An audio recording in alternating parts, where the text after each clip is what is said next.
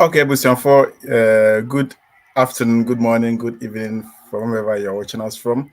It's always an amazing time to have you on my live session. And on this study abroad journey, it is always better for you to learn from someone who has gone through the system before and is well endowed in doing this. So today, I'm very privileged to have Sam Charles, the original Sam Charles. Many of you know him already. He's very sensational on social media, especially on TikTok. So I'm very privileged to have Sam Charles with me today on the live session. It's just unfortunate that there's so much internet disruption, I mean, in many parts of Africa, because many people who watch us are from especially the western part of Africa. So it's just unfortunate. But if you are fortunate to be here today, you are just blessed because many people wouldn't get the opportunity to catch this live, even though they can join us later.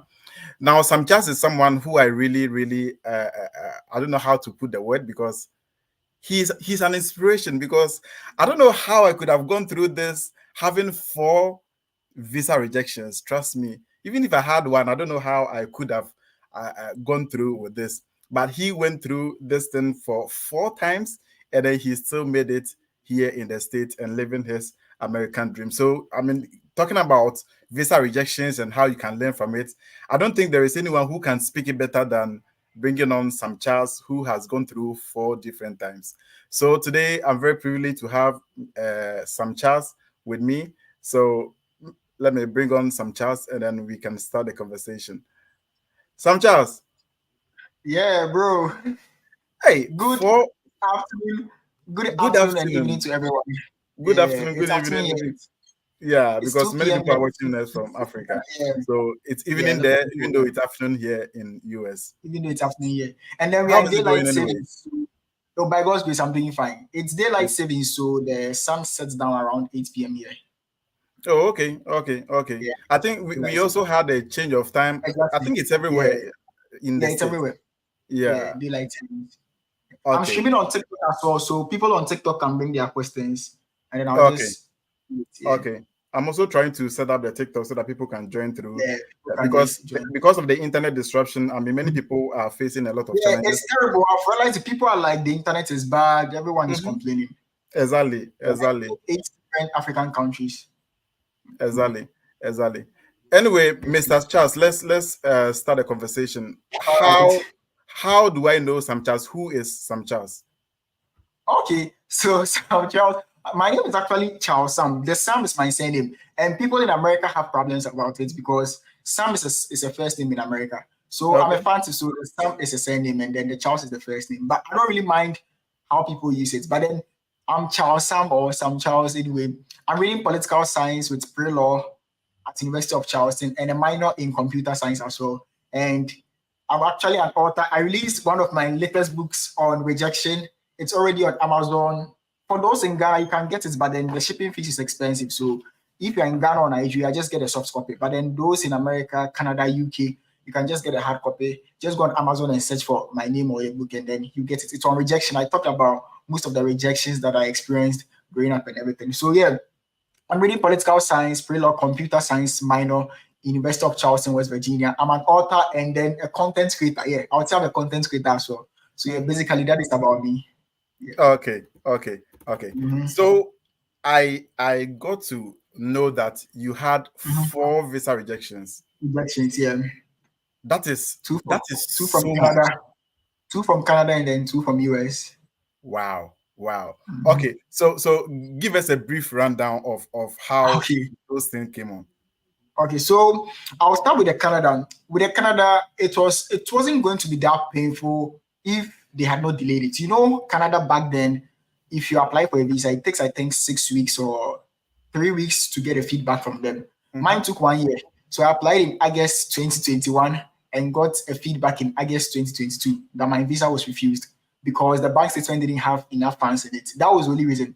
So you could imagine how depressed I was because you delayed me for 1 year. I wasn't going to school. I had dropped out from UPSA, staying at home, waiting for the visa people to get back to me. So for 1 year, I was postponing everything that I was doing. I was writing books, but I couldn't launch them because in Ghana, who would launch a book for it right now? So I was like, But I thought that was the purpose. God made me write books in those periods because He knew whatever He had for me. So for 1 year, I wasn't hearing from the embassy. I would send emails upon emails to the Canadian immigration. They call them RICC. Send them emails, send GCM notes. They will not respond. They wouldn't mind me. They weren't saying anything to me at all. And then about a week to the 1 year of me submitting the application, I get an email that my visa has been refused and welcome to apply. And I wouldn't want to talk about the experience, but the depression that I went through, it was terrible. Like I was very depressed. Imagine you invest your whole life, your emotions, your finances, everything. You've invested all these things into a Canadian application, and then after 1 year, like, at least you just refused me in like 6 weeks or 3 weeks. You didn't tell me anything. You just sent me a refusal after 1 year. It was very depressing. Every money that we had invested everything. So because I was depressed, I was like, I didn't know my way forward. I was so confused. And then I spoke to my dad. My dad, everyone in my family knows about this. Like they were all, it's like we are all waiting for this. We are all waiting for this. And then my dad was like, nah, let's apply again. Let's force ourselves and stuff. And then I remember doing quick loan, MTN quick loan. Because of that, I think I'm banned from MTN quick loan because I borrowed money and I couldn't pay back. So I borrowed money from MTN quick loan again, and then I think in 2 weeks gathered my documents again and then just applied. And I applied in August 2022 again, the second one, and in January 2023. No, sorry, it was August 2021. I applied for the first one in 2020 during the COVID. So after August, I got the feedback in August 2021, and then ending of August 2021, I applied for the second one, and in January 12, yes, January 12, I had another email. It was a Saturday evening around 9 p.m. And they said I was refused again because they weren't convinced my funds. It was also related to funds. And I was like, what is happening? Like everything, my application was almost perfect. I added a lot of assets, land documents, titles, house, everything. Like my application, I took my time and everything. And then I was refused again. So at that point, I was so confused because I kept on hearing things from people. This thing about studying abroad, one advice that I would give people is don't listen to people. Don't really listen to what people are saying. I spoke to a lot of immigration lawyers and they told me that if Canada refused me 2 times, there's no way US was going to approve me. They told me that the information, the whole lot. And the more I listened to people, the more depressed I became. The more I watched videos about Canada visa, US, in 5I, whatever they call it, the more I became scared and stuff. So I was very stressed. I didn't know what to do because I didn't want to invest again in the US. Yes, I didn't want to invest in the US again and then it will not end up well. But then for some reason, I'm like, there's no way I'm going to stay in Ghana because my school is messed up. My academics is messed up. I can't go back to school. So let me just give my US a try because whatever happens, even if someone who has been refused in Canada twice will not get a US visa, I will be the first person to get it. I kept telling myself, I was going to be the first person. And if I talk about faith, I've never had so much faith than that day. I was so faithful that even if I have been refused for Canada and US has the information, I will still apply to US. So I started. Before that, I was already into US application because US was the dream country. Since growing up, US was the ultimate plan. But I wanted easy way because Canada, they said Canada, you don't get an I-20. Once you get admission, you just apply. So I'm like, okay, I want the easy route. I don't want to go for interview, blah, blah, blah.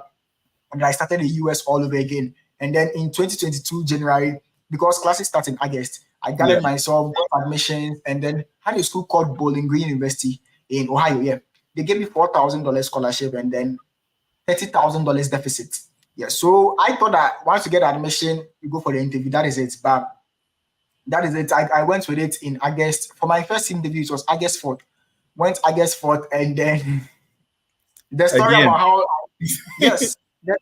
The story about how I left my receipt home and had to go back home and come back, and under 3 seconds I was bounced. Yeah, that was the first one. So 4th August, and I was refused. Came back home, I was miserable. Like it was a terrible experience. I wouldn't wish it for anyone because I felt like there was a curse fighting me, and it wasn't going to happen. Me traveling abroad wasn't going to happen. And in those times, you see people uploading videos on YouTube, TikTok about abroad, snow stuff, and then you get jealous. You're like, these people are jealous, people are making noise, they are talking too much. And that is why I don't really get angry when people come and insult me because I've been there before. You hear from people who are already abroad because you think they are the reason why you can't get a visa. So out of those depression and out of those resentments and anger, I started hating on people who were posting about abroad, making vlogs and stuff.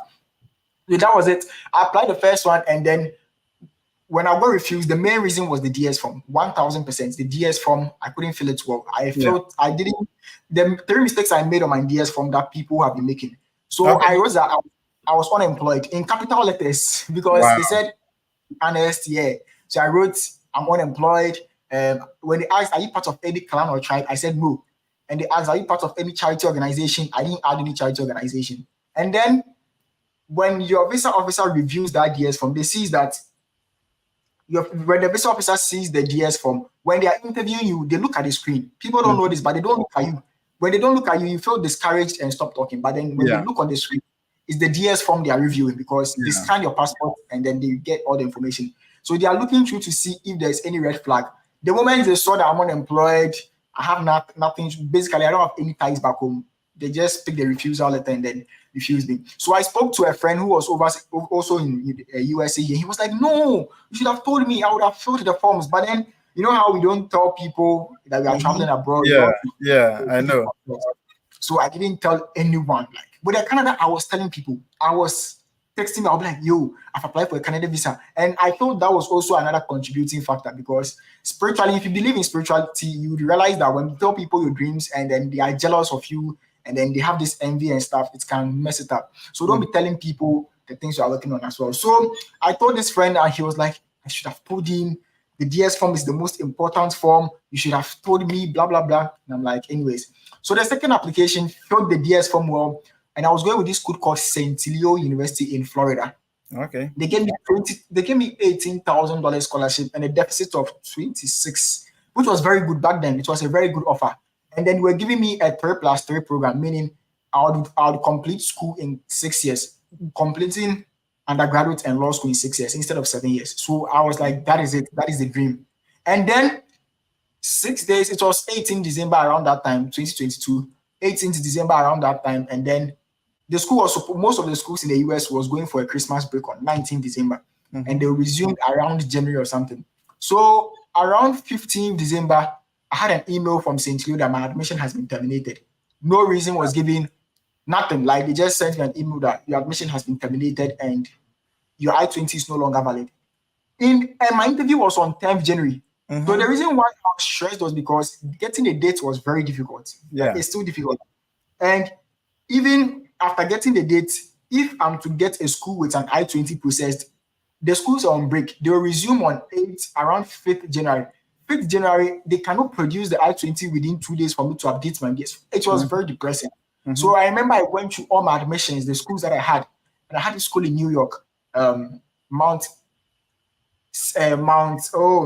Marymount Manhattan College. It Okay. was in New York. I've been there personally. When I went to New York, I went there. So that school gave me an offer and a scholarship of $15,000 and $55,000 balance. And Wow. because I was so desperate, I didn't know which school to go with. I didn't have any other school. I'm like, let me go with that school so that even if my bank statement shows I can pay that money, yeah, I'll be fine.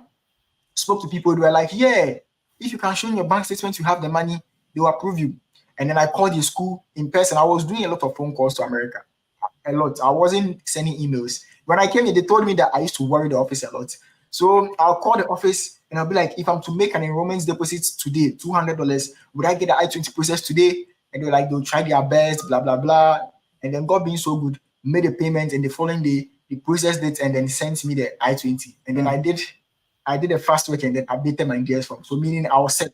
So I was so scared, worried that I'm going to the interview with $55,000. Like it didn't make sense to me, but then I was having faith and all that. Yeah. Went for the interview again. And today I was thinking about this thing that you rarely hear people getting refused by visa officers and then they'll tell you the reason why you were refused. Have you ever heard someone saying that the visa officer told them the reason why they were refused? Or you've never No, no, no. so for me, when I went for the second interview, I knew I was going to get it. The lady interviewed me, the Indian lady asked me these questions. She was asking a lot of questions, and I was calm because I had that strong feeling that I was going to get it. Mhm. And then she was like, so Mr. Charles, unfortunately, I'm not going to approve. And I was like, I placed my hands on my head, like in front of everyone. I was like this. And I was confused because it was like a dream. I've done everything. Why won't she approve? And I'm like, Mhm. can you please reason? And she said, unfortunately, no. And I'm like, please. like give me one Let reason, me know just at one. least. Mm-hmm. Yeah. And it's very risky to ask them and beg them. I was begging this one, please tell me one reason. I'm pleading with you. And she was like, people come here and they struggle to pay their fees. And it's true, people come here and they struggle to pay the fees. Mm-hmm. Mm-hmm. And me coming here with $55,000 balance, even those in America don't make that much. Mm-hmm. So it was like people come here and struggle to pay the fees. So I should just get a school with a lower fees. That was what a visa officer told me. It hasn't happened before. I've never heard anyone being honest with their visa. Yeah. So she told me that get a school with a lower fees and then you get approved. And I'm like, thank God. The moment she told me, I was like, hallelujah, that is it. Went out of the visa room as if I was approved because I knew I've been told the reason why I was refused. And then got out, and that same day on my way back home, someone had sent me money for something, the project also. I used that money to buy a visa form. Wow. I used the money to buy the visa form on my way back home and started filling the DS form because my plan was to get admitted and get an I-20 within 1 week and then go for the interview again. But it's also a different story, calling schools, asking if I can get admitted in 1 week, blah, blah, blah. And they didn't. So I forced myself and got another date in May, 10th May, yeah. So at that time, too, I had gotten a lot of schools, including the University of Charleston. They had already accepted me in January. But my biggest problem that I ever made was me focusing on the states that I wanted to go to. The reason why I didn't come with school in the previous interview was that my state was NGD. It wasn't famous, no one knew about West Virginia. So I'm like, West Virginia, nothing here to watch. There's no interesting thing here to do. So I'll not choose West Virginia. So I was like, nah, West Virginia, I'll not go with it. I wanted New York. And then I went back to the school. I sent an email that, is there any other scholarship I could get, blah, blah, blah. And they sent me a link to apply for some scholarship. And then I applied, but then I just forgot about it because I'm like, why would they pick me? And then I started applying to schools again. I know almost all the schools in the US because I've applied to so many schools. I've had over 10 different. It's serious. So I've had over 10 different common apps. I started since 2018, so I know almost all the schools in the US. Wow. Like a lot. I know a lot of schools in the US. When people tell me about this school, I can tell, oh, this school don't go for it. Because I've had interactions, emailed them, applied, got refused, I've applied. So I sent the school a mail and then they were like, okay, apply for this scholarship. And then I applied. And then I got this school called Augsburg University. They were the one who messed with me with the transcript evaluation. They promised to give international students $30,000 with a balance of $26,000. That is it. And I was so hyped because 30K scholarship, 26K deficit, perfect. It was very good. And I applied. That was my dream school. That is the school that I was going to. It was in Minnesota or Minneapolis. And if you have a transcript evaluation results, please apply to that school. You get automatic 30K. Wow. Augsburg, yes, it's a very good school. If you have a transcript evaluation, they need that thing. So what's the name of the school again? Augsburg. Okay. Yeah, it's very good. Automatic 30K, but then transcript evaluation. And I didn't have any transcript evaluation as well. So I applied, got admission, congratulations, blah, blah, blah. Sent my information for the I-20. They said it to be ready in 2 weeks. And then my interview date, I had already booked the dates because I already had the previous I-20. So I had already booked the dates for May 10th. First week in April, no I-20 from the school. Second week in April, no I-20 from the school. It's been a month now. And I'm like, let me check and see what's happening. I sent the school an email asking what's up with my I-20, only to be told. So they realized that I needed a transcript evaluation, blah, blah, blah. And I'm like, are you kidding me or what? Like, almost less than 3 weeks to my interview, 3 weeks to the interview. And they're not asking for transcript evaluation. They were asking for transcript. They didn't ask me earlier. They didn't tell me anything. They just shot it to me. Like, gave it to me when I asked them. And I called the office and I was scared on the phone, begging them. And this man, I think his name is Paul also. He was like, he's trying to be nice, he's trying to be patient, but I'm triggering him. I'm not like, bro, you didn't tell me anything about transcript evaluation. You are now telling me right now it's going to cost me this, it's going to cost me that. And the reason why I'm saying this is because the transcript evaluation thing, it takes, even if I had raised money to pay for it, it wouldn't have been possible to get the I-20 because it would take about 20 business days or 15 business days, which is about 3 weeks. By then the interview is up. For the school to receive it, it was a long process. So I was stressed. Again, this journey it's full of depression. Like, it's terrible. So I went to sleep that evening and then I woke up around 1 a.m.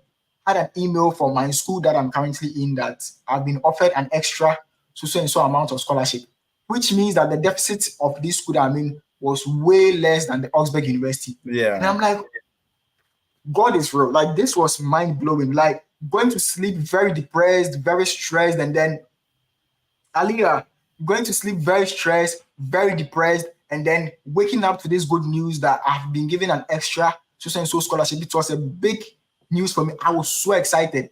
And then I accepted the offer. And I called the lady here. I used to worry a lot. I called her on phone that, can I please get my I-20 processed today if I pay your enrollment deposit? And she said, yes. Paid it, and less than 30 minutes, she had my I-20 done. And Wow. I'm like, this is it.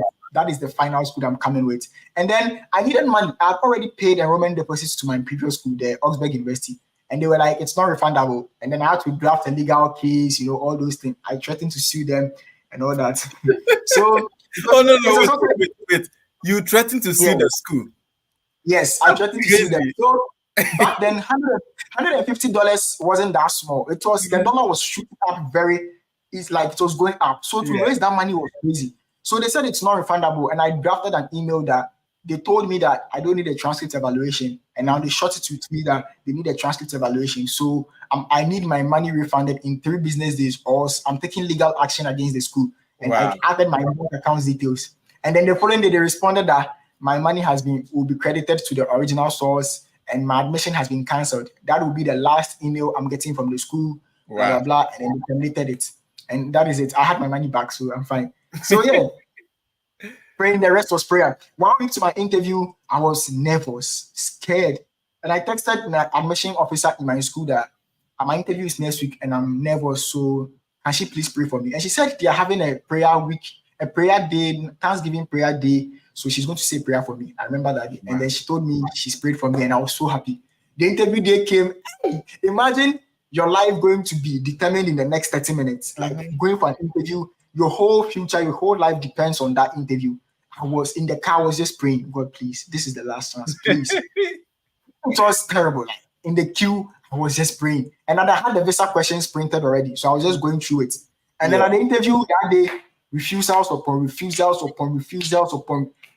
Oh, it's not easy. So I was just in the queue. I didn't mind anyone. I was just reading my scripts, going through my scripts. And then it got to my turn for the interview. And I realized that there's this white bald man there who is very wicked at the interview, very wicked. And when I did the calculations, he would have interviewed me because the rate at which he was bouncing. And I'm like, nah. And I left the queue to the restroom.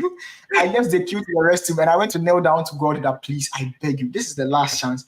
Please help me, please. And then I came out and then I targeted the Indian lady who was approving a lot of people. And then I was like, this lady, I'll go to this lady. So when the person who was at the Indian lady was wrapping up her stuff to leave, quickly, I went to stand at the Indian lady's counter and I'm like, on the next in line. And then she interviewed me, asked me questions upon questions.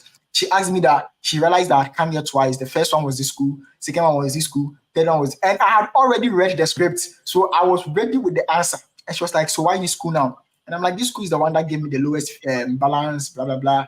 And then there's this lady here who's going to mentor me, a whole lot of things. And then she started typing. The moment she started typing, looking at my I-20, looking at my I-20, I knew she had approved it because they wouldn't waste time if they refuse you. And she was like, your visa has been approved. And I said, yes. And she stopped and she was looking at me. She was like, what's wrong with this? But it's like, that was the impression she gave. And I snatched my approval letter, ran out of the embassy hall, not walk. We ran out of the embassy hall.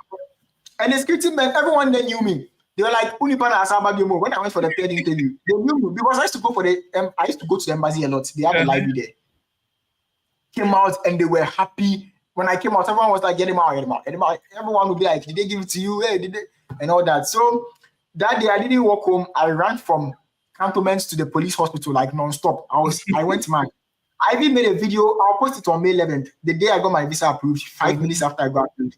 I'll post that video on May 11th. So I was over the moon. I just didn't believe I was about to go to America. And the painful part is that my classes start in 3 months. So I just couldn't wait for July to come. I just couldn't wait. Went home and I had already given my parents the news that this is what has happened. So they were all happy, finally.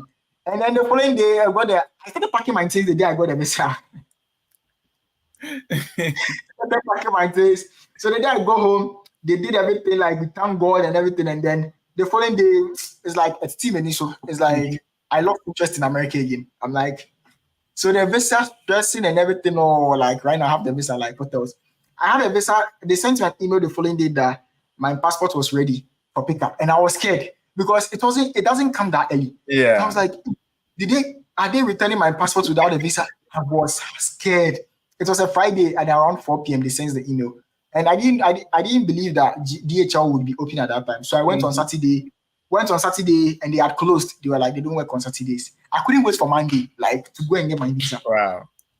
To the DHL office on Monday, people were collecting their visas. My heart was still beating because I was scared maybe the visa will not be in the passport. Sitting down, waiting, and then it got my turn. And they mentioned my name, got my passport, opened the first page, and there was no visa there. And I'm like, Jesus, my heart dropped. There's no visa. Where is the visa? And I think I had the same experience. Open the first page, I didn't see my. I was like, wait. I mean, have the witches come to take the visa? Yeah, I was scared. It's not in the first page. It was in the middle page. Crying. I'm like, people are looking at me too, so they saw the relief in me, and I'm like, thank God. My face was on a US visa, United States visa. My face on it. And I'm like, hey, that day. It's only God. So it has been an incredible journey. Like sometimes I look back and see the struggles that I went through. This is just 2% of the struggles. The main struggles is coming in a book that will be out very soon. Like some years to come, I'll write a book. I'm already writing it. Like the whole journey, how it started from 2012. Every day thinking about America. When I see a plane flying, thinking about America, I was so obsessed with America. It was terrible. So it has been an incredible journey. And I've gotten so much experience because I was applying, going to the embassy, attending webinars and stuff. So I gained this experience to be able to help people. I felt that was the reason why God made me go through this, because most of the things people ask me is because I've been through it already. That's why I'm able to answer them. Okay. So that was the journey. It was that's really an insightful journey. Trust me. That's really, I love the sewing aspect. I wish you had sewed. Yeah, it's a great journey. I would have really loved the sew. Anyway, I mean, I wouldn't have gotten money to see them. Come again on that. No, I wouldn't have gotten money to see the school. I wouldn't have gotten money. It's not possible. Seeing American. Yeah. That's much. Okay, but let me take it from this point. You started somewhere in 2018, but I want to know exactly when you conceived this whole study abroad journey. Then, when did you conceive it? Very good. So it's in the book. That is the introduction. So it started in 2012. You know, back then we used to go to the cafe. We used to go to the internet cafe and then browse there and stuff. So I was addicted to the internet cafe. I would always go and buy time. Back then we go and buy time, 1 minute, 1 hour, 30 minutes and stuff. So I was in the cafe one time and then this picture of a woman in the snow in Massachusetts, Cambridge, Massachusetts. That was the picture. And all of a sudden, a spirit just dawned on me. I became obsessed with America. I don't know what happened to me. The picture was so nice to the point I'm like, nah, that is me. I started telling people I want to go to America. I want to go to America. I remember I'll meet people in the mall and I'll be able to tell them that this person has been to America before. Then I'll be like, hey, please, have you been to America before? And they'll be like, yes, when your time is up, you also go. I didn't really understand because over 10 years ago, I didn't really understand. So that was when the inspiration started. Like I was just so obsessed. My obsession with America was from 2012.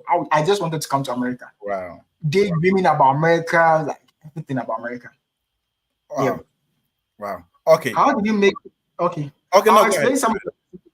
How did you later make it to Times Square, New York? Well, at Times Square, New York, I have a friend who works there, so he surprised me with it. He was like, "We are going to have you on the billboard at this time." I thought he was kidding, but he actually appeared. I've been on the billboard 3 times, so I have a friend who worked there. That's why people are like, people are like, "You want to pay? Do you know how expensive it is to get on a Times Square billboard?" I had a friend display me for like 15 seconds. That's why. Okay. Yeah. Okay. So let me take it from this point. I mean, what is because being denied for 4 times and you still had, because I always say this, that I don't know how I would have felt or what would have come out if I was being denied 4 times. What was your motivation through? Motivation. Yeah. Okay, so I had a lot of motivations, but then the main factor or the main motivation that I had was the fact that I was not going to school. I had dropped out from university. And with the UPSA story, it's crazy because I was reading diploma at UPSA. I had a D in WASI command, so I was reading diploma in public relations. It's now communication studies. So Okay. public relations management, whatever. And I was supposed to complete from 2018 to 2020. If I complete in 2020 and I have a receipt, I would have been given just 2 years to complete that receipt. So, meaning technically, after 2022, I'll not be able to go back to UPSA, even if I have a receipt or anything. And here is the case: I had about 7 papers I couldn't write because I had 2 receipts, and then one entire semester I didn't write any exam. So after 2022 January, I can't go back to UPSC. Like if I go, I have to start from scratch. I have to apply for diploma again, complete. Like it was a whole different experience. And I'm like, I don't want to go through that stress of applying for UPSC. It's like wasted years. I've wasted years with the embassy and then going back again. And that was my parents' big fear. They were like, we've wasted so many years on this. We shouldn't have stopped the school to continue. It was a whole lot. So my main inspiration was the fact that I had dropped out and I can't go back to UPSC. And then the second inspiration was that all the things that I wanted to do, it wouldn't have worked in Ghana. Like looking at the things that I have in mind, the books that I'm writing, I published books in Ghana. I printed books in Ghana. Over my first 9 books, no one read it. Like no single person read the book.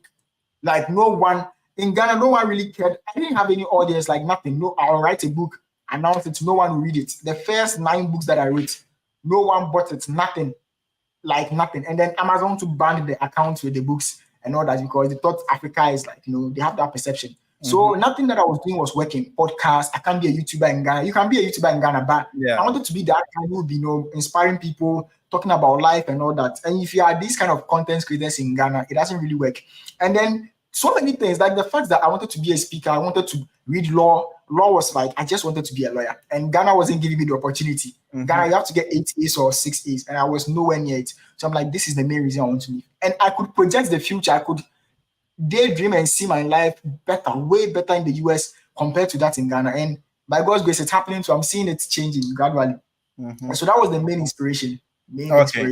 Okay. So for those of us watching, you can send in your questions at the comment section. I will gladly respond to that for you. Sam Char is also streaming live on TikTok. You can equally send your questions there.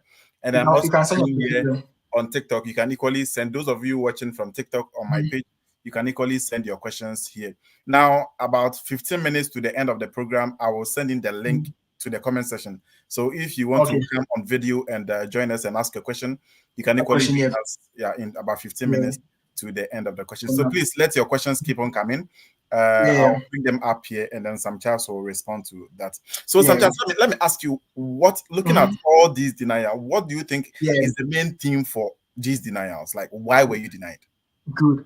Carelessness. That was the word. I was very careless. Like I didn't take certain things serious. Like imagine filling a DS form and then writing that you are unemployed. It was a very careless mistake filling the DS form. I didn't take it serious. I didn't know it was going to be that important. Like, and the way the DS form is projected, you would easily think that it's not important. It's like you feel like it's one of those forms you are supposed to fill. But that is your whole US visa application. That is your whole visa application. That is what makes them know who you truly are. Like it summarizes everything. So I would say carelessness was the main mistake. And I didn't really do much research into it. I mean, I did so many research, but I wasn't facing reality. I was more about, God will speak, when the reality is that even if God gives me the visa and I come to the US, it's $55,000, I would have been dead by now because how am I going to raise this money? People think coming to the US to work and pay the fees. We'll talk about this thing, but people think coming to the US with a huge amount of scholarship, a huge amount of deficit. Oh, you'll be able to cover it, it's America. But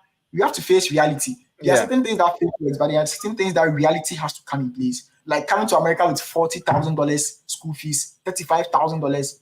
It doesn't make sense. Like no visa officer will believe that you can pay that money. So I would say I wasn't facing the reality and I was very careless as well. I'm seeing Omega. Shout out to Omega. Yeah. Thank you so much for the roses and stuff. Thank you so much. Yeah. Okay. So carelessness is the main reason for mistake. Yeah, carelessness. Okay. So what? Because when you were speaking, I could bring out some financial something like talking about 60,000. I don't know. Based on that, will you say that you also believe people who were like, oh, or who are like, when I come to the States, I can work and pay Yeah. Yes. $50,000, $60,000, Mhm. 35,000. Yeah. Were you also thinking same, or your case was quite different? That was me. I planned that I was going to be a millionaire when I come to America in 1 year. I was writing down I was going to make $1 million, and I was breaking it down into days and into months. Me, when I come to America, here, me the first day I want to look for a job. Me, here, within 3 days I have to get this. If I get a job that pays $20 an hour and I'm able to work 16 hours a day, I was like these people. When people text me with these things, I can relate with it because that was me. I was imagining myself, working 12 hours and then planning my life, making this money, and then I can save this, even though I was living in Ghana. And people have that dreams. Most people are like, they can pay when they come here. I wish I could explain the reality on ground. Like, I made a video one time breaking it down, but then some people were like, delete it because it was releasing information. So I deleted it. But the reality on ground is that America is a very systematic country. Like, system works. It's like a systematic country. And when we say system works for those who are actually here legally, people who are residents and citizens. You that you are an international student, you are just benefiting from the citizens and the permanent residents. You don't really get benefits of being an American. Like, you being an international student, they see you to be an alien. It's like you are just coming here to school. There's nothing that we should do for you. You understand? So people set unrealistic goals, like when they come here, and they let pressure from people get to them too much. Like, Americans, people living in America are living I don't want to say fake life, but then the settings over here is crazy. Like, I can buy a shoe from Amazon and use that shoe for like 3 different pictures or 3 different locations, and I'll return the shoe. They will accept it. But then people will be like, wow, he has this shoe. Oh, he's successful. Because when I wear the shoe more than 3 times, you believe it's mine. I'll just return the shoe on Amazon. But people will be, oh my God, he has this shoe. He has this. You understand? So people normally let the pressure that others are showing get to them so easily that they start to set unrealistic goals. When I come here, and me telling me working 8 hours a day. It's not that easy. It's not like what people think. So you need to set realistic goals, because coming to America with $55,000, it's not possible. Like, you have even full-time workers don't make that much. Full-time workers. Okay, Nadia from TikTok is asking this question. Let me bring it up. He said he was coming there with different school. So does it mean that he took note of each? No, I think there's a previous question. Let me read that question. Okay, he said about the DS-160 form. Did he update his employment section, or he changed the whole thing? So because you first mentioned that you wrote that you were unemployed, and then later you came in that you so she wants to know how you effected that change. Did you apply a new one, or you just updated your DS-160? Okay. Interesting. I like this question because people needed it. So with the DS form, the funny thing is, when I felt that I had not been employed from 2018, that is when I graduated high school, I wrote that I had not been employed at all. And then I went to the interview in around 2022, and I said I have not been employed, meaning you've not been working from that period. And then I went for the interview 6 months time. In 6 months time, all of a sudden I'm employed. So they were like, how do you know? The visa officer will be like, you said you were unemployed. How come in a span of 6 months you're employed and everything? So this is what I did. When I was filling the subsequent DS form, I wrote that I was working as a volunteer in the church. But then 2 weeks after me being refused this visa, I got a job offer, like a main offer. And then I had my dad print a letter showing that I'm working for the church with a letterhead and everything. So I made it be like, after I got refused, 2 days or 1 week after getting the visa refusal, I got a job offer that is paying me this, and these are my duties. So that is how I went with it. And you create a new DS form as well, so you can make all those changes. Yes. Okay. You have to be smart about it. You can't go back and say, oh, even though you weren't working previously, you are coming to say that, oh, you were working previously. They will find the information and they'll know that you are lying, because they compare those previous DS forms. Yeah. Okay. So Nadia, she had to fill a new DS-160 form to effect all those changes. I think there are some questions coming here. Let me pull one here. Okay, so let me bring Elliot Cortez message here. So what's about implication?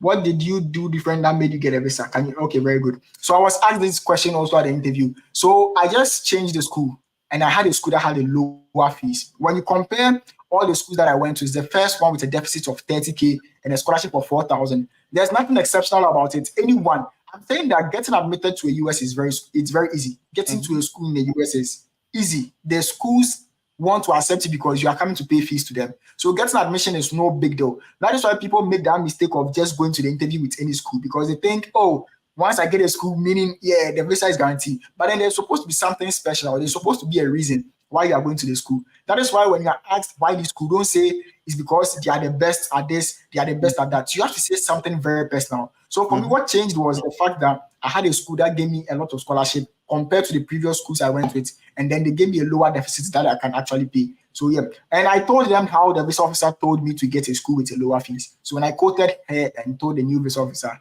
she was like, "Yeah, that is it." Okay. Okay, let me pull up this question. Derek says, talk about the question they Questions. asked. Okay, Mhm. I'll try and remember. The second one was a bit confusing. Okay, I don't really remember the second question. The second one was more about how many family members do you have and all that. But the first interview, it was just two questions: why this school and who is funding. And I didn't even finish talking. I was just fumbling because I had rushed from home, sweating, gone out to get a new passport photo. So I was already stressed. So I couldn't even answer anything. Like I was just fumbling.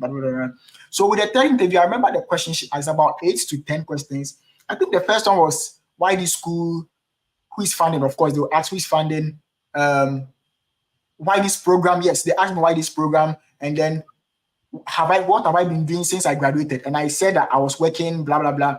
And they asked, do I have any proof of scholarship or funding? And I showed them the scholarship letter the school gave me, and they were like, whose bank statement was this? Is it the church or my father's? And I'm like, because I mentioned I worked for the church, so I said that was for my father. And then they asked me what are my plans after school.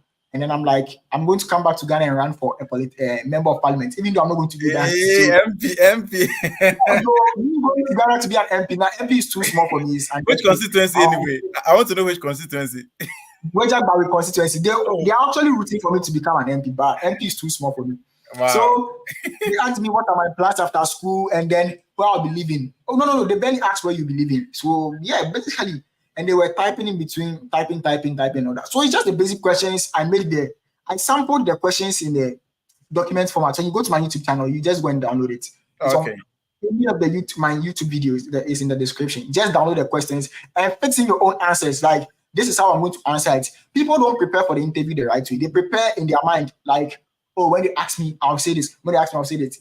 This will get messed up. When you go to the interview, the heat there is The tension. crazy. The room is cold, but the tension, especially when you see people getting refused. How would you feel when the first 30 people in front of you were refused? Like, do you think you get that confidence? No. But then when you have that visa prep in your hand and you are reading it, you are revising it. Okay, so why this school? I chose this school because of this. I was revising it, reading it. So I already had it like, this thing is not like the visa officer would be like, oh, you copied it. Nah, it's the questions that I planned for myself and I was being asked. So yeah, that is one thing that really helped me, the visa prep. So always write the questions and the answers and print it out. They will not stop you from entering the embassy with the paper. Just read it, go through it. When you're in the interview, it's two things. If you believe in God and you're a very spiritual person, when you are praying, you'll be praying and then you'll be reading the script. Be praying and be reading the script. Don't let people's refusal affect you in any way. Like their story is different, your story too is different. So yeah, that is it. Okay. Is it a mine? It says Sam Char. People normally ask what was my total deficit. I don't really tell people my deficit because it will make people make the wrong decision. Like people will think like because Sam Charles came with this deficit, oh, I can also go with it. The reason why I don't do that is I have a friend in Georgia. He came here with a deficit of $47,000. I went with something less than $47,000, but I was refused. He's in Kennesaw State University. So everyone's application is different. Maybe what got him up. And he even used an auntie as a sponsor. So imagine. So you can be like, oh, this person came with 20K. Yeah. You shouldn't go with 20K. Then if I'm going with 20K, maybe, yeah, because he also would. And then when they don't get it, they start to make you feel like you are the reason why, blah, blah, blah. So I don't really tell people the deficit that I came with. But it was in the 20s, of course. Okay. So talking about this, let me ask you specifically that what are the exact things, because you've mentioned about the school, the Yes. fee being less, but apart from the fee, was there anything you were particular about applying again for the third time where you, I mean, the last time you were giving Yes. what actually Okay. changed, like apart from the school fees, is there anything that changed in your application? I would say apart from the school fees, the balance, and the school, the only thing that changed was the questions that I was asked. Like I was very prepared this time, like very, very prepared. Because I feel like the way you answer questions makes them approve you or not. When you're asked why you chose this school, and you go and say it's because they are the best in anything. Every school can say that my school is the best in cybersecurity on Forbes or something. I could have said, oh, it's the best in cybersecurity, blah blah blah. But then they'll be like, then you don't really know why you are coming here. You have to say something personal. So I'll say what I said. When they asked me why I chose this school, I chose it because don't go and mention that course curriculum structure because every school's own is different. Say someone person, I'll mention a name in the school. So let's say Mr. Any random name like Donald. So I chose this school because I mentioned something reason. So the first thing was political science and law being a one course. In Ghana, we don't do law and political science at the same time. Yeah. But then over here, my school is the same. So I mentioned that as the first thing that in my school or in this school that I'm going to, political science and law, it's a one course compared to universities in Ghana. Secondly, one Mr. So and so has promised to mentor me. He's an author of these books and also a lawyer, and that is the dream or the career path that I want to follow. That thing is a serious point to use. When you mention a professor or someone in the school, they'll be like, oh, okay, so he's going there purposely because he has a mentor, someone going to mentor him, blah, blah, blah. They'll know that, you have a reason. But when you go and say they are number one in this, everyone can go and say they are number one there, is number one in this. It has to be something very specific and personal. Yeah. Okay, so I've sent the link to the stream at the comment section. If you want to come on and ask your question, you can equally do that. Kindly make sure, because it's live on YouTube, I see you here, so kindly be decent, excuse my language, kindly be decent at the background, and when I see you're ready, I'll kindly bring you on. If your video is turned off, I will not bring you on, so kindly request the link, and then I'll bring you on to ask your question.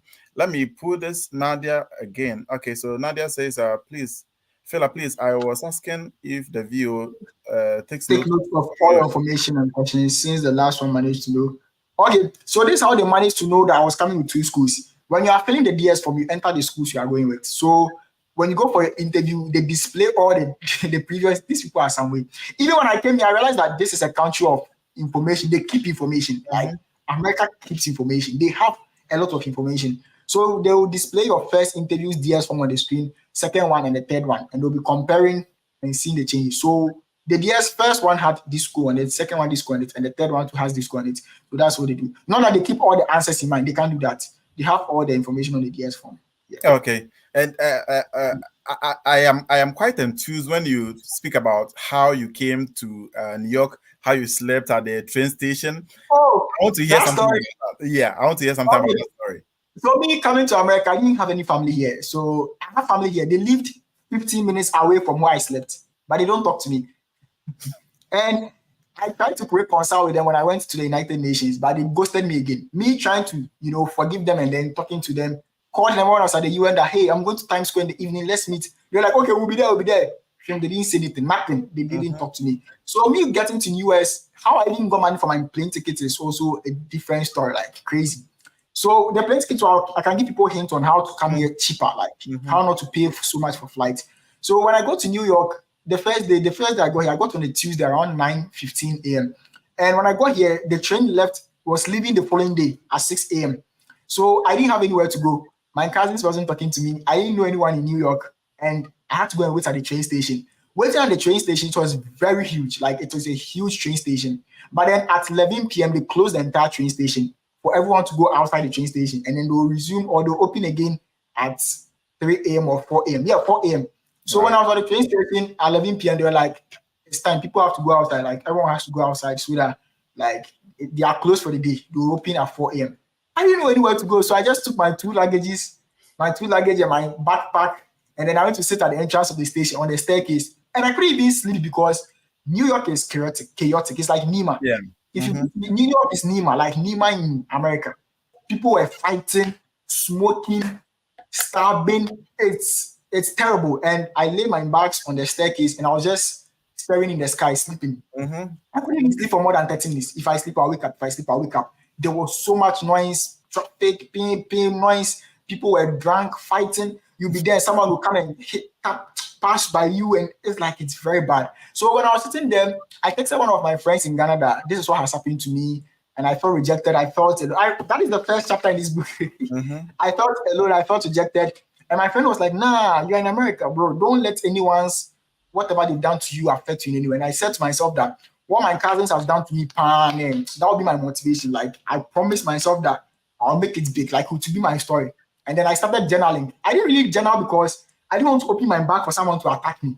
So I was just writing down my thoughts on my phone. I was like, when I get a chance to sit down, I'll write, I'll do this and that. So I stayed outside. I was sleepy. I can't sleep. And I was bored. My phone was off. I took a video of me by the roadside here, but I think my phone went off. I was bored, just walking up and down, didn't know what to do. I can't be holding my luggages too. So I'll walk for, let's say, a distance about let's say 300 meters away from my bag, and I'll be looking to see if someone is looking at the bag because I can't be going anywhere with my bag. I was just exploring the city, but I'll just come back and see if the bag is there. So that was the inspiration. I said to myself that what I'd been through that morning, and I was cold too. I didn't have any jacket. It was midnight, shaking, shivering. I normally get cold very easily, so I was shaking. And I'm like, this thing that has happened to me, that is my motivation. I promised myself that if I don't make it in 6 months, there's no me. So when I got to the train station again at 5 a.m., I was just sitting down thinking, sleepy, tired. My face was looking miserable. I didn't take a shower for about 2 days, 3 days.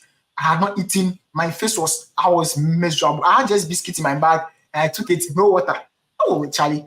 So around 6 a.m., we got into the train and I was like, finally, I can now think about my life, reflect and everything. And then I started journaling, writing down my plans. So you realize that it's like I live a planned life. I'm not saying this to brag, but then I live a planned life. Like I planned my life, what I was going to do with my life in the first month, second month, third month. I'm not sure anyone is watching this video, but I got a job the following day I came here. So because I was left with just $73. $73, I can't survive with it here. I came to America with $100. And then by the time I left New York, it was $73. So I needed to find a job as soon as possible. And then that was it. So yeah, that was the experience. Wow. Okay. So I mean, a quick one. If you were to start your whole application today, yes. How are you going to go about the whole thing? Yes, very good.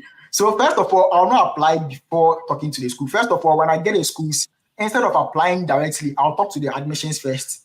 First thing I'll do is gather my schools and then email the admission officers. By God's grace, these people, they are very honest. When you talk to them, some of them will be like, international students are expected to pay this amount of money. Some schools will not tell you. Some schools will be like, we give this amount of scholarship. Instead of blindly applying, first of all, reach out to them, admissions, email, and also call them. I was calling because email was too slow for me. So I was calling the office, sending follow-up emails and all that. So call them and tell them that this is your results. Send the results to them. And then tell them that what are your chances of getting scholarship and how much are you expected to pay for a year. So when they give you the go-ahead, they already have you that, oh, this person has made an inquiry, blah, blah, blah. Then you just start the application. It will save you from wasting application fees and wasting so much money. So that would be the first thing. Reach out to the schools, ask them questions about their scholarships, the opportunities there before going ahead to apply. Yeah. That would be the first thing. Okay. I don't know if you have any questions from your side. Okay, Charles. Okay, yeah, Charles, I've seen you. So someone was asking something. No. Okay, someone was like, how about the deficit of 25K? So when people ask, how about this deficit? How about that deficit? Normally it's relative because when you have a deficit of 25K, no scholarship, they'll be like, no scholarship, then he's just going because he had 25K or he had an admission. But let's say scholarship of 50K and deficit of 25K, they know that you had one of the top scholarships in the school. So yeah, you are good to go. So when you have a deficit of 25K and your school fees is less, your balance is, the scholarship is like 10K or 8K. Nah, it's not, I'm not really advised. Yeah. Okay. So yeah, okay, sorry. Nadia is here. Nadia, this is a YouTube live. So if you want to come on, kindly let me have you on video, then I can bring you on. But for the rest, I've sent the link to the live stream at the comment section. So kindly let's have you, and then you can come on and ask your question. Okay, so Nadia is ready. Let me bring on Nadia. Yeah. Okay, I'm back. I think Nadia. Yeah, Nadia. Yes, boss. Please, I had wanted to know. Yeah, how doing? You said that with your last one that got approved, they were like, you've been here before with this school and you are coming here with another school. So I had wanted to know, do you think they take note of the questions they ask you and they take note of your information to pass to the other consular? Okay. So they don't take note of the questions, but what they do is they have your information on the DS form. So they know that you came to your interview with this form, with this school on it, and then you came for the second interview with this school on it. And every visa officer can have access to it because your passport has been scanned and it's in the system. Your fingerprints has also been scanned. So when you go there and you enter your system, your scan your fingerprint, and then they scan your passport. All the information displays. If they scan your fingerprint and you change your passport, it will show. But then if they scan the passport and you've changed it, they might not have it. That's why they scan your fingerprint and then your passport. So they already have it. Yeah. Okay. Okay. Thank you. Are you allowed to work off campus during school breaks? Yeah, you can. You can work off campus, but then you need CPT. Like you need to get CPT for internship and stuff. Don't be worried about working green card when you get here. It doesn't matter. When you get here, you figure it out. Yeah. Okay. People worry about green card and permanent. I'm like, yo, get here first. When there, you figure it out.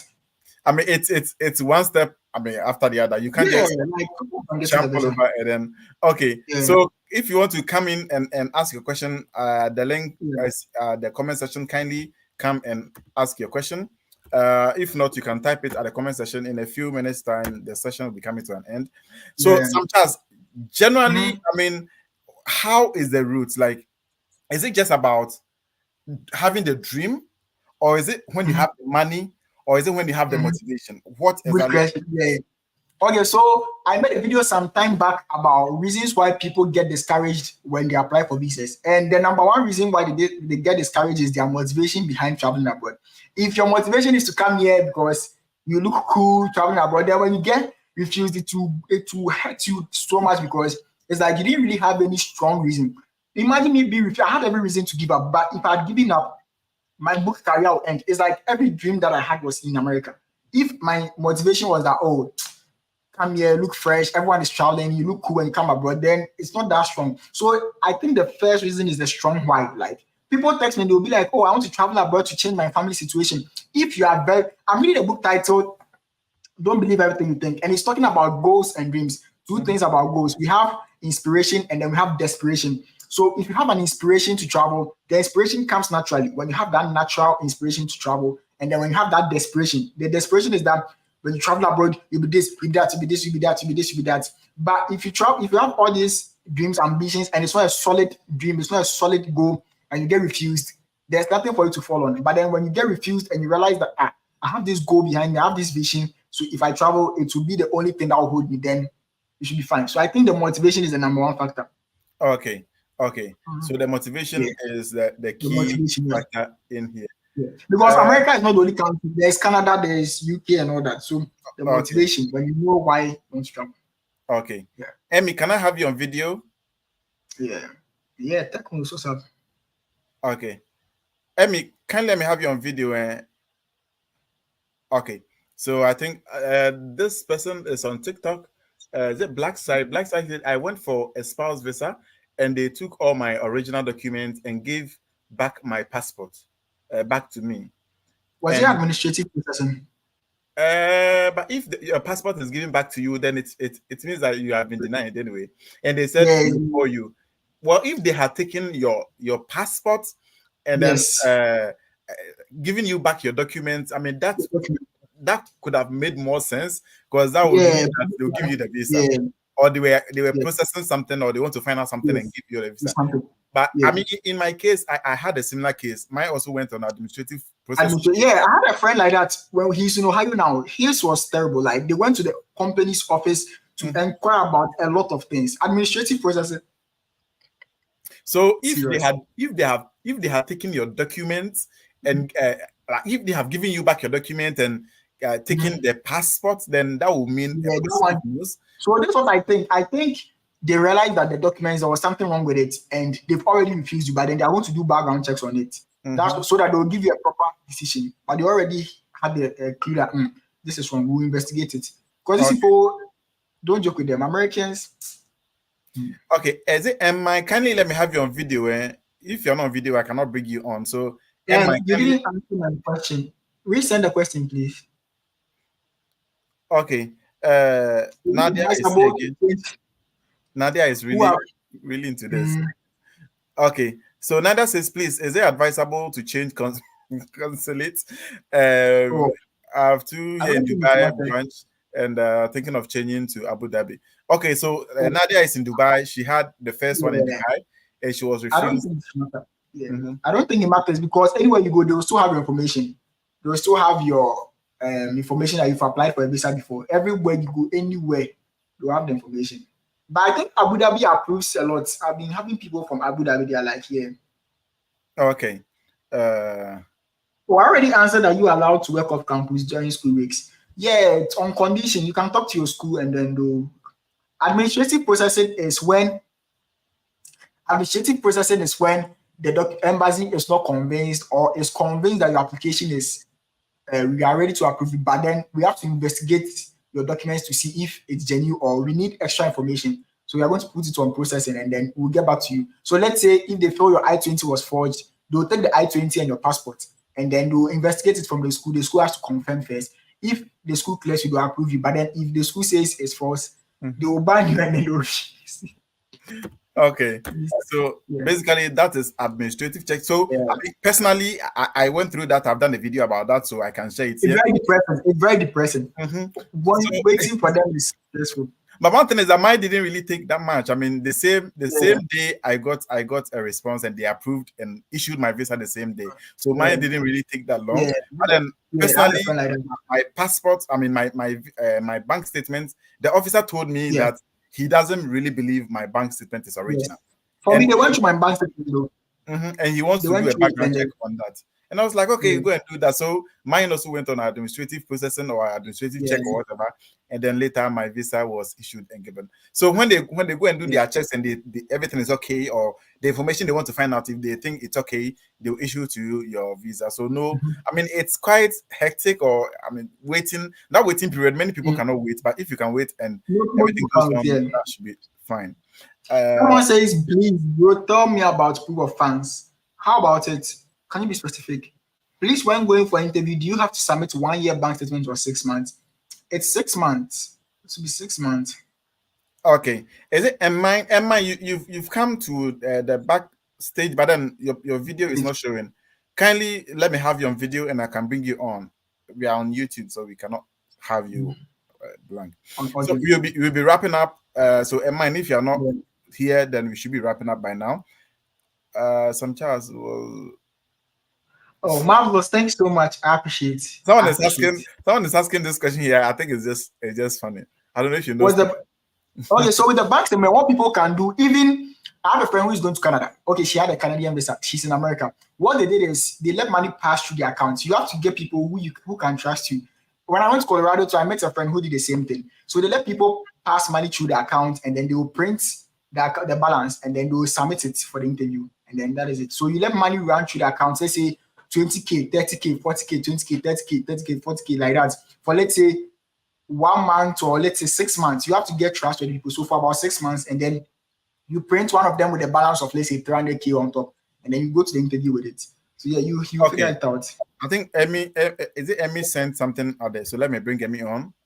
Okay. Emmy, let's have you.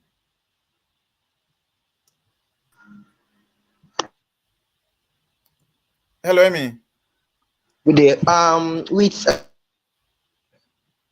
can someone fund?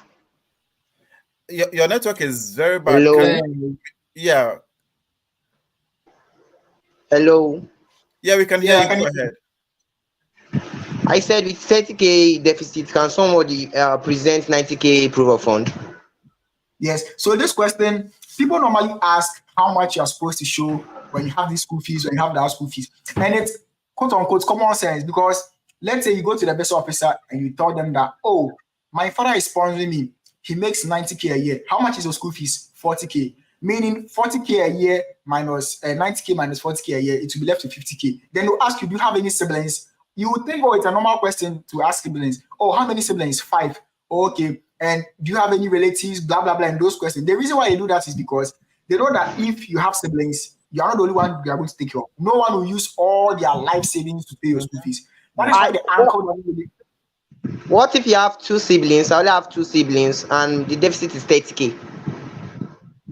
30K is still too small. Like they know that no one in their right senses would invest more than 80% of their annual income into school. They know that it's not possible. So you have to get like a balance that is at least times 3 of your fees. Like they know that, oh, this one is reasonable. So the best thing is to get your lowest fees as possible. Don't go with high fees. Always try and get low fees. That is why I'm like, talk to the school first, email the schools. That is the easiest way. email the schools to ask them how much, go in agreement with them, tell them all the things you are willing to offer the school, like sports, like tell them all these things, because the people, the school, they see it as an investment. They see it like an investment. You coming to play sports for them will let the name of the school go high. So, let's bring someone like this in our school. Let's offer him a scholarship so that he will come. But then if you are coming with as a normal student, they know that, he just wants to come to school and then leave. Let's just give him a new offer and stuff. So yeah, you have to negotiate with the school, talk to them and let them know that this is what you want to do for them, blah, blah, blah. This is what they'll get in return and stuff. Yeah. Okay. Marvel, I want to know 6 months from the interview date or from the time you got the I-20. 6 months from the interview date, yeah, at least. Okay. KB, you brought this and KB wants to find out more. So briefly, if you can, I may brush on that. Okay. So my flight there, when I got my visa 3 months before coming here. So in the 3 months, I was supposed to gather money to pay for my tickets and stuff. And then my cousins all of a sudden came in the picture. We'll pay your flights for you. Don't worry, we're going to get your tickets, right? So Charles, we're going to get your ticket, right? And I'm like, okay, no problem. So I don't have my tickets. He said, I've come and yeah, they're going to pay my tickets for me. I didn't talk about it for about 3 months. I didn't have any backup plan, nothing. And then I was sleeping. So about 4 days to my interview, about 6, almost a week to me coming here, my original coming date. They text me, I text them, they don't mind me again. They stop talking to me, like they cut me and all that. So I had to find ways to pay for my flight. So what I did is, flight from Ghana to West Virginia was about $2,700. Yes, $2,700. And I wouldn't be able to raise that much. But then from flights from Ghana to New York was like $900 or $850, because New York, you can get a straight flight, 10 hours flight with Emirates or Delta. So Ghana to New York is always cheap. Anytime you are flying from Ghana to New York, is cheap, because New York is like the head, it's like the big airport. Everyone is flying there. It's very cheap. So I booked to New York and then got a train of $150. So you book a ticket to New York, which is $900, and then you book a train. You just go on Amtrak.com, book a train of $100 or $120, and then you continue from there. Instead of paying that much, $2,000 and $3,000 plus. Yeah. So that's what I did. Okay. I think there is. Let me pick these two. Yeah, JFK is very cheap. Someone is also saying JFK is very cheap.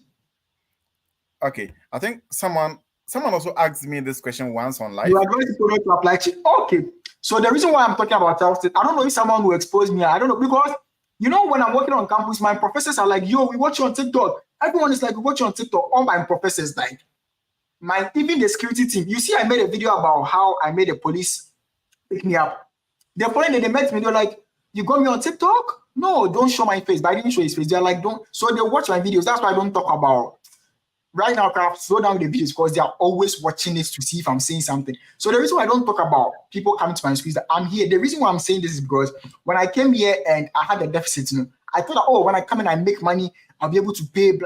These people told me that in 1 week, if I don't pay the fees, I'm leaving the school. And it's not a joke. Like, they were serious. They don't joke with their money. Wow. 1 week, why am I going to waste that much amount of money for? I was like, they were like, "You said your sponsor is going to pay, right?" And I'm like, "Yeah." So those of you who go with the affidavit, my sponsor, blah, blah, blah, when you come here, it's a real thing. They want you to pay the money like as soon as possible.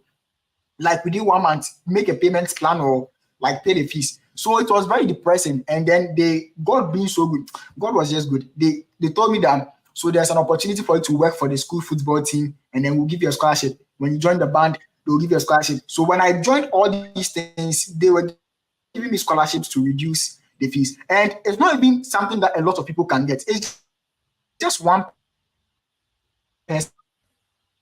And even people are network. So it's not what you think. So when I came and I saw the experience that I went through, struggling to pay the fees until they had to get me other jobs like campus, do this before we can give you this to reduce the fees. And I'm like, nah, I don't want people to go through it. Aside that, I'm in West Virginia. Only God knows. Only God knows the things I'm going through. And I don't want people to go through that struggle. Like when I came here, imagine you being in the school of white people. Like, yesterday someone made a video about racism and I'm like, he's feeling it. He's also in West Virginia. I'm like, good. So when I told people not to apply to my school, not that I don't want you to come here. I wish I had a Ghanaian community here, but it's not easy. It's not easy like that. Okay. Yeah. It's simply not easy. Many people are more concerned about their cost of attendance and their balance in their statement. I don't know.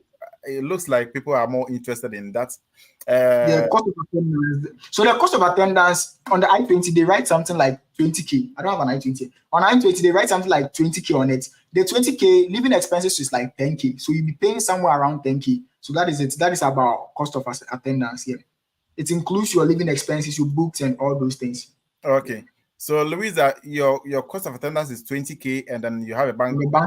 One thing is that people should also note that it is not just about the money in your bank account. Yeah.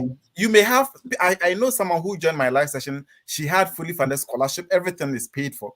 She went for the interview and she was so denied. So the thing is not just about the money. It's also about how you go and present. I mean, you having a good balance or a good, scholarship is very good. It's equally very important. But it doesn't end there. You need to go and present yourself. 20K, I mean, your cost of attendance being 20K, it's okay. I mean, it's very good. People are going with huge sums of money. So 20K, 20K is like 10K a semester or less. And 90K is also good. But everything comes down to how you go and defend yourself at the bank, at the interview. Yeah. So because one thing people should know is that going for an interview, the visa officer said that I had an interaction with the school's admission. She was like, they tell you that when someone appears before you as a visa officer, the person is a potential immigrant. Like that is the person's intention. And it's like you have to prove to them that no, I'll return. You have to prove to them. And you prove to them in so many ways. That's why they ask you, what is your plans after school? Blah, blah, blah. It's not that when you get a job now, when you get a school now, you come. It's they think that you want to come here for and just stay here. That is their plan. I think in Nigeria, their visas are now 2 years. I don't know if it's true. I think now in Nigeria, the visa is just 2 years. After the 2 years, you go and renew it because when Nigerians come here, they don't go to the school. That's what I heard. But so I think you have to go and prove to them that you are not a potential immigrant. You return. That is what they want to see. And they said Ghana is number 2 of not returning. Those who come to America, Ghana is number 2 on the list. We don't return. Oh, really? Yeah, that's what I heard. I heard we never go. Okay. Let me take this last comment and then we can elaborate more on the DS form with the respect of the employment section. Okay.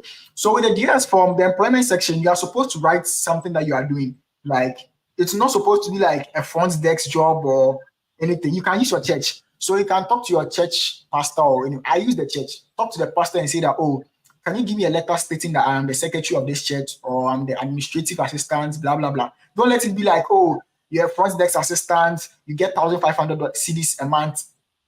Who would come to America and get a nice job here and then go back to become a front desk assistant? Nah. But then if they see that, oh, he's the secretary of this church, administrative, blah, blah, blah of this church, salary 5,000 cedis, this, they know that, oh, okay, this is a very good offer. But then when you put some basic jobs there, they don't really rate it. For me, I was a secretary and I wrote about 5 duties, different duties. I was the one between the church and this. I did a lot of stuff. Okay. So okay. So thank you so much, Mr. Fred. Mr. Charles for joining us. It's so bad. I think there's been a network interruption there. So I sent in the link to the comment section if you want to come on and ask a question. Sam is off. I wish he comes back so that we wrap up because there's one question he has to answer before he goes off. So if you want to come up and ask a question, you can still put it in the comment section.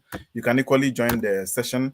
It's on YouTube live, so you kindly have to turn on your camera so at least we can have you live and they can come and ask your question.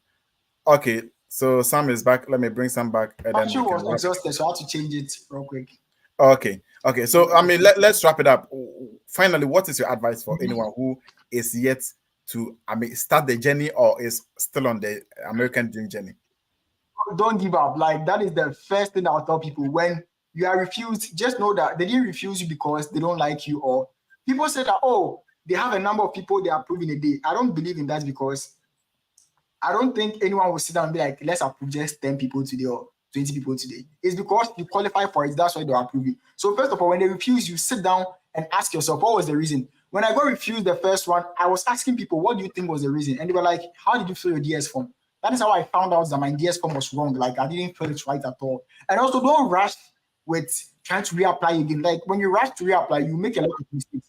Just take your time. Know that, oh, I was refused. How did the interview go? Write down the questions they ask you And how was the officer's expression when they asked you this question? So let's say they were like, how am I going to pay your fees? And they were surprised. You should know that they are trying to be like, the fees is huge, or maybe they don't believe that you can have this amount of money. Just pay attention to all these subtle cues, and then you should be fine. Yeah, that is it. Okay. Don't give up. Actually, you will never regret not giving up on your American journey. Once you get here, you are done with visa problems. It's not that America is good, but then you don't go for any visa interview again. You know, when you're extending your visa, you don't go for interview. You just submit your passport. Once you get here, you are done with US visas, stressing. No country can refuse you a visa when you're in America. So, okay. And have a strong motivation, have a strong why. Your why will be very strong, so that when you are refused, your why will keep on supporting you. Yeah, so that is it. Okay. So, Mr. Sam, thank you so much. I mean, your story really inspires me so much. Even when I came to America, the things I've been through alone, it's by God's grace. Wow. Okay. Okay. So that is Mr. Sam. And oh, sorry. Instagram only. TikTok, when I text plenty, they say that I'm shadow banned or I can't send messages again. So Instagram, I'm always on Instagram. So what's the name on Instagram? It's the same Sam Charles _. My account is verified, so they'll see it. Okay. So kindly follow up on Sam Charles on subscribe to his channel on YouTube, follow him on TikTok, go to IG and then follow him, and that's where he would respond to most of the messages that comes to him. So kindly go on IG and then send in your questions or anything you want to find out, and Sam Charles will gladly respond to it for you. Mr. Sam, thank you so much for joining. We really appreciate, and your story is very inspiring, and you've really inspired us so much. Thank you so much. Have a good day. I'll see you. Bye. Okay, so guys, thank you so much for joining in. If I couldn't bring up your question, I'm sorry. Our time is already up. We wanted to use 1 hour for today, but we've eaten into 1 hour and 20 minutes already. So if you have any question, kindly go on TikTok and then go and follow my account. You can equally join the WhatsApp group. The link is under my bio. Go and click on it and join the WhatsApp group.